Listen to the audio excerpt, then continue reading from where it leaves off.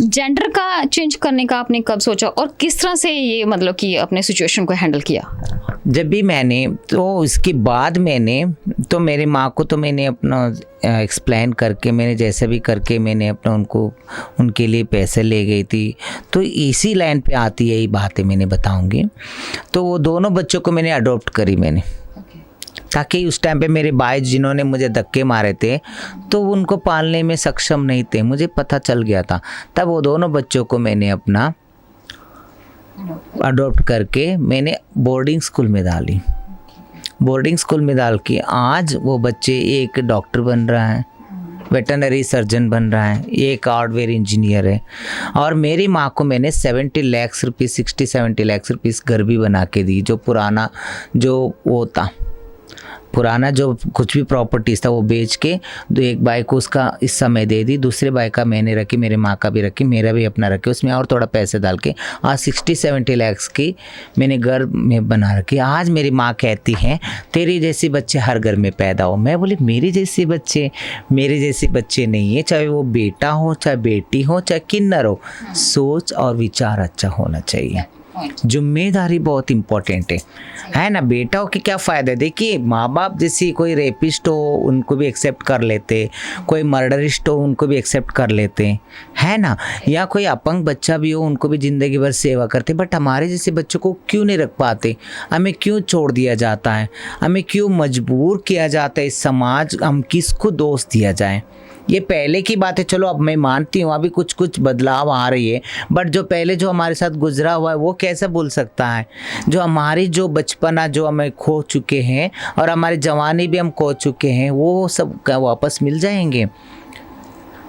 आपकी जो सवाल जो था, जो अभी आपने बताए थे जेंडर का, हाँ मैंने अपना उस टाइम पे फिर उसकी बात, तो जब भी उन्होंने आधी रात को मुझे घर से निकाल दिए तो फिर बहुत मैंने गांव से फिर शहर में आई, मैसूर बेंगलोर में आई। बेंगलोर में बहुत सारे होटलों में काम करी। तो उसके बाद फिर बहुत सारे ऐसे बहुत कोशिश करी मैंने रहने के लिए, बट वहाँ भी रहने नहीं दिए, ताकि दिन तो कटना सरल हो जाता था, दिन तो आराम से कट जाता था, बट रात कटना बहुत मुश्किल होता था। कई सोऊंगी तो वहाँ भी बहुत लोग जैसी वहाँ के आस हमारे साथ ही रहने वाले समझ जाते थे ये मिट्टा चावल है, ये चक्का है, ये हिजड़ा है, ये वो है, बल्कि बहुत ये करके फिर अपना फिज़िकली मुझे टॉर्चर देने जाते थे। फिर उसकी बाद में मैं अपना बहुत मुश्किल से फिर कोई मुझे मिला, मेरी अपनी कम्युनिटी का एक किन्नर मिला। उन्होंने पूछे कि आप चलोगे मेरे साथ में? बोली हाँ आंटी मैं चलूँगी, ताकि कोई भविष्य नहीं नज़र आ रहा था। मेरी जो सपना था मुझे IAS ऑफिसर बनना था। तो मैं किस जेंडर में बनती, मेल में बनती या फीमेल में बनती, उस टाइम की बात है।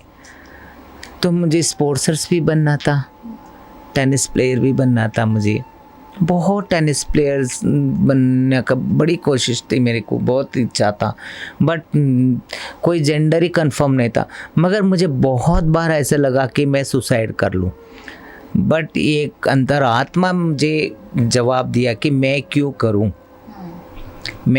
करूँ, मैं आत्महत्या मैं नहीं कर सकती हूँ। मैंने कोई गुनाह नहीं करी, ये मेरी नहीं है। मैं पूछना चाहती हूँ कि मेरे अंदर ऐसे क्या कमी है जो मुझे दुत्कार दिया गया, या परिवार हो या समाज हो, क्यों दुत्कार दिया गया। सिर्फ इंसान को सिर्फ उसकी ऑर्गन्स में या उसकी लिंग से ही पहचाना जाता है, उसका सोच और विचार से पहचाना चाहिए ना, चाहे वो मेल हो चाहे फीमेल हो, चाहे किन्नर हो चाहे कोई भी हो, सोच और विचार अच्छा हो तो सब कुछ अच्छा ही है।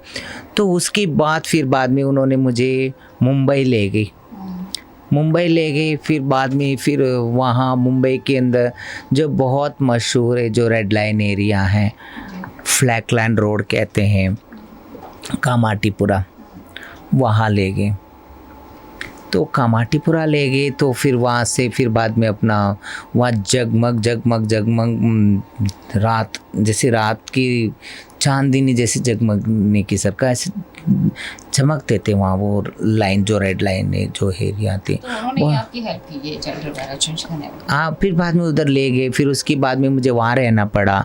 फिर उसके बाद 2-3 साल बाद, ऐसे नहीं मिला, 2-3 साल बाद मुझे जेंडर चेंज करना, मतलब उसको कहते हैं कैस्ट्रेशन कहते हैं, कैस्ट्रेशन करना पड़ा, या मतलब जैसे हम अपना सर्जरी करना। सर्जरी का तो जैसे डॉक्टर का भी होता है आजकल, तो सर्जरी का जो भी है जैसे वजाइना भी अपना लगवाते जैसे, या पीनस लगवाते हैं जैसे, मतलब लड़का लड़की बन सकते, लड़की लड़का बन सकते। ये सब तो पहले नहीं था, पहले तो थे डॉक्टर थे, कोई कोई थे डॉक्टर थे, बट हमारी जो सर्जरी जो हुआ है वो दाई माँ का जैसी होता है। हमारे जो किन्नर असली जो होते हैं जैसे वो हाथ का ही होते हैं, उसमें ना कोई इंजेक्शन होती है ना कोई मेडिसिन होती है उसके अंदर। ये सिर्फ माता की फ़ोटो होती है, बहुचारा माता होती है, वो मुर्गे के ऊपर बैठे रहती है, उनके साथ उनकी पूजा होती है। उनकी पूजा के साथ साथ हमें न्यूड किया जाता है। तो न्यूड करके फिर बाद में जो अनवांटेड जो हमारा ऑर्गन्स जो है उसको अच्छी तरह टाइट बांध के पूरी तरह जो है कि वो सब अपना नीचे से ऊपर तक काट दिए जाते हैं। तो कि जब मैं खुद एग्री हूँ, मैं सहमत हूँ, ताकि मुझे नहीं चाहिए वो, तो इसमें किसी के ऊपर दोष नहीं दिया जाता। ये पहले से अगर हमारी जो किन्नर परंपरा आज से नहीं चलते आ रहा है, ये सतयुग द्वापर युग त्रेता युग से चलते आ रहा है। अगर हमने सतयुग द्वापर युग त्रेता युग में अगर हम मुड़ के देखा गए तो वहाँ उस टाइम पे डॉक्टर तो नहीं थे ना, सर्जरी का कोई सुविधा तो नहीं थे ना, तो वही वाला जो अभी हमें किया गया है। इन सब के बीच में एक गॉड गिफ्ट मिला होता है, हाँ जी, हार्ट, सॉफ्ट कॉर्नर। हाँ जी। क्या आपको कभी डीपली वाला प्यार हुआ है? हाँ जी। उस प्यार के लिए आप क्या कर सकते थे और क्या करना चाहते थे? अच्छा, देखिए प्यार तो सबको ही होता है, जब दिल है तो धड़कता ही है। जब दिल है तो धड़कता ही है।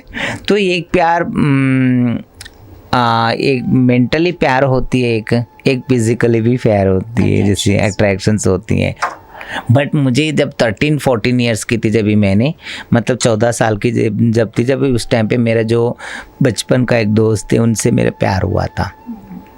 उसी को ही मैं अपनी एक संगाती समझती थी मैं अपने आप को। तो बट मेरी आत्मा तो लड़की थी, उसको कैसे समझाऊं मैं, मेरा आत्मा लड़की, मगर उसकी नज़र पे मैं एक लड़का ही था, मैं दोस्त था उसका। तो वन साइड तो तभी वो लव लेटर लिख रहा था, तो तब समझी मैंने समझी कि मेरे लिए लिख रहा होगा। तो उस लव लेटर लेके मैंने पढ़ लिया, तो उसमें एक लड़की का नाम था। जब मैंने उससे पूछ ली, मैं तुम्हें प्यार करती हूँ, आप इसमें किसी लड़की का नाम है, तब वो हंस के मुझे जवाब दिया कि तेरे और मेरे में प्यार कैसा हो सकता है, तो भी एक लड़का है, मैं भी एक लड़का हूँ। बट आखिर वो भी तो फिजिकली मतलब बायोलॉजिकली वो मुझे गिना गया ना, समझा ना, बायोलॉजिकली समझा, बट मेरा आत्मा जो साइकोलॉजिकल नहीं समझा था, मैं एक लड़की। उस वक्त आपको कैसा फील हुआ? बहुत ऐसा लगा कि जैसी मेरी जो ज़मीन जो है मैं खड़ी हूँ वो फट जाए, मैं अंदर चले जाऊँ। तो एक बार मैंने इसको पाना ही पाना है, मुझे कैसा पाऊँ, तो मुझे आवाज़ आती अंतरात्मा से, तो मौत की दीवार पार करके फिर लड़की बन के आना पड़ेगा, फिर मैं उसे प्यार करना पड़ेगा। तो ये तो हुआ टीनेजर का। हाँ जी। मिच्योर बने में भी कई बार ऐसी स्टेज आई है, लेकिन वही है, तब तो उनको भी पता चल जाता है कि हाँ चलो आप ये हैं, तो मतलब कोई ऐसा दोनों तरफ से रिस्पांस, आपकी तरफ से भी उनकी तरफ से कोई ऐसा रिस्पांस, कोई आया है सॉफ्ट कॉर्नर वाले? इसमें सॉफ्ट कॉर्नर वाले तो बहुत आए, देखिए प्यार करने वाले तो बहुत मिल जाते, बट आजकल वो सच्चा प्यार कहाँ है।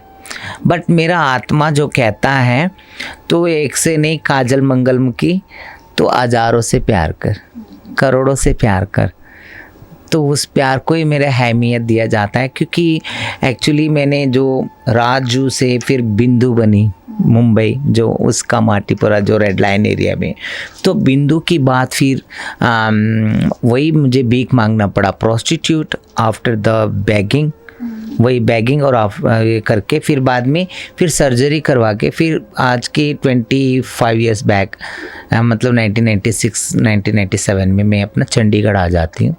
चंडीगढ़ आ गए तो फिर यहाँ मुझे बहुत ही अच्छा लगा। मुझे चंडीगढ़ के यहाँ की नॉर्थ इंडिया की पीपल्स बहुत अच्छे लगने लगी। यहाँ की लोकेशन से लेके यहाँ की लोगों की बिहेवियर से लेके और हमें देने की जो रेस्पेक्ट जो है वो मुझे बहुत अट्रैक्शन करने लगी, इंस्पायर करने लगी मुझे। एक क्वेश्चन है मैम, फिल्मों में भी दिखाया जाता है जब आप कहीं बधाई देने जाते हैं या खुशियां वगैरह उनमें शामिल होना चाहते हैं तो आप बच्चे का जो है जेंडर चेक करते हैं? अगर वो आप ही के जैसे कुछ हुआ तो आप उनको ले जाने के लिए हर हथकंडा अपनाने की कोशिश करते हैं, ऐसा कुछ वाकई में रियल है? देखिए मेरी बात सुनिए, ये तो गलत है। मैं तो बिल्कुल देखो, और ये जो फिल्म के हो या कोई एंटरटेनमेंट में कोई भी दिखाते वो आधा सच होता है आधा मसाला होता है भरा हुआ उसमें। तो मैं ये कहती हूँ कि ऐसा ले जाना गलत है, ऐसा लेके जाते भी नहीं है। बहुत सारे पेरेंट्स खुद देख के जाते हैं, ये सब बस अपना एक अपने आप बनाए हुए एक प्लानिंग होती है। माँ बाप खुद देख के जाते किन्नरों को, क्यों देख के जाते? गलत बात है। मैं ये कहती हूँ कि किन्नर कैसे पहचाना जाते हैं, किन्नर कैसा पहचाना जाते? एक मेल होता है एक फीमेल होती है, जब पैदा होते बच्चों को कैसा पहचाना जाते? उसको ऑर्गन्स को देख के, उसका लिंग को देख के पहचाना जाते? गलत बात है। मैं 100% मैं चैलेंज के साथ कहती हूँ, बेटा या बेटी या किन्नर तुम पैदा होते नहीं पहचान पाओगे। लिंग देख के तुम पहचान कैसा दोगे?